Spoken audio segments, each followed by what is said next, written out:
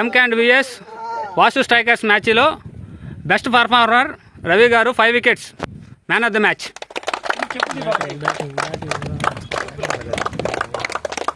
ఈ man of the మ్యాచ్ని senior player అయినటువంటి చంద్ర గారి చేతుల మీదుగా వస్తుందిగా కోరుకుంటున్నాం.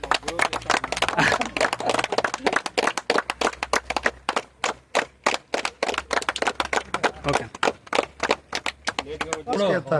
ఓకే ఈ మ్యాన్ ఆఫ్ ద మ్యాచ్ వచ్చినందుకు ఎలా ఫీల్ అవుతున్నారండి? నా వయసు 43 ఏళ్ళు.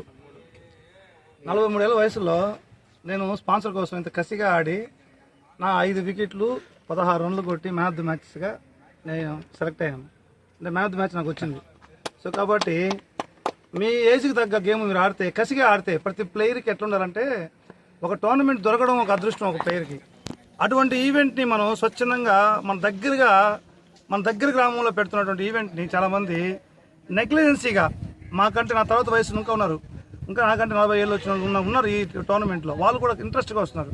కానీ 23 ఏళ్ళు 24 ఏళ్ళ మధ్యలో 25-30 మధ్యలో వాళ్ళు ఎవరు రావడం లేదు. కానీ ఒక టోర్నమెంట్ దొరికినప్పుడు దానికి ప్రతి ప్లేయర్ ఒక మ్యాన్ ఆఫ్ ద మ్యాచ్ ఖచ్చితంగా సాధించాలనే ఒక టోర్నమెంట్లో ఆడితే ప్రతి ఒక్కరి దీనికోసం కసిగా ఆడితే ప్రైజ్ మనీ తర్వాత, కానీ మ్యాన్ ఆఫ్ ద మ్యాచ్ కొట్టడం చాలా అదృష్టం.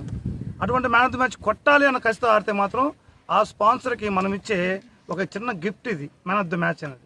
సో కాబట్టి ప్రతి ప్లేయర్కి నేను ఒకటే చెప్తున్నాను ఏంటంటే, టోర్నమెంట్ దొరికింది కాబట్టి ఆ టోర్నమెంట్ని సద్వినియోగపరచుకోండి.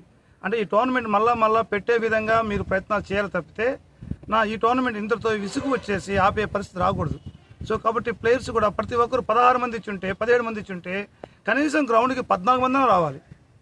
9, 8, 10 ఇటు రాకూడదు. సో కాబట్టి డిసిప్లిన్ ఇంపార్టెంట్, అవన్నీ ప్రతి ప్లేయర్ గమనించాలి. ఈ వీడియోని మొత్తాన్ని తీసుకొచ్చి ప్రతి గ్రూప్లో ఫార్వర్డ్ చేసి ప్రతి ప్లేయర్ తెలిసే విధంగా చేయండి. ఓకేనా? ఓకే.